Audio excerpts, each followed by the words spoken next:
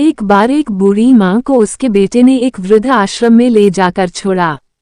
इस माँ का ये वही एकलौता बेटा था जिसके लिए इस माँ ने जीवन भर संघर्ष किया। इस बेटे के लिए वो सब कुछ किया जो एक माँ को करना चाहिए या माँ कर सकती हैं।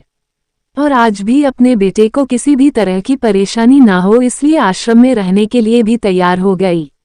वृद्ध आश्रम में रह रही माँ हमेशा अपने बेटे को याद करती मगर बेटा केवल साल में एक बार उसको मिलने जाता या फिर फोन पर बात कर लेता। कई साल बीत गए। वृद्ध आश्रम से बेटे को एक दिन फोन आया। उन्होंने कहा, बेटा जल्दी से आश्रम आके अपनी माँ से मिल लो, वो बहुत सीरियस है।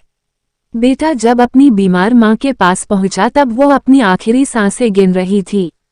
बेटे ने अपनी माँ से उसकी आखिरी इच्छा पूछते हुए कहा, माँ मैं तुम्हारे लिए क्या कर सकता हूँ बताओ।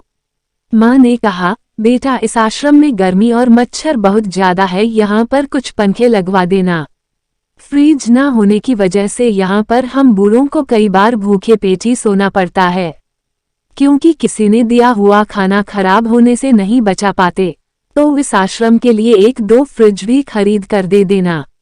बेटे ने अपनी माँ की सारी बात सुनी और अपनी माँ से पूछा, आपने इतने साल यहाँ पर निकाल दिए पर आपने कभी भी यह बातें मुझसे नहीं कही और अब जब आपके पास टाइम नहीं बचा है तब आप यह सब कह रही है, ऐसा क्यों? माँ ने बेटे को जवाब देते हुए कहा, बेटा मैंने गर्मी, भूख और पीड़ा सहन कर ली, लेकिन मुझे पता है जब तेरे बच्चे तुझे यहाँ पर छोड़कर जाएंगे तब तू यह सब सहन नहीं कर पाएगा, इसीलिए तेरी सुविधा के लिए मैं तुझे यह सब लगाने के लिए कह रही हूँ। दोस्तों, माँ की ये आखिरी लाइनें किसी भी बेटा या बेटी की आंखें खोलने के लिए सक्षम है।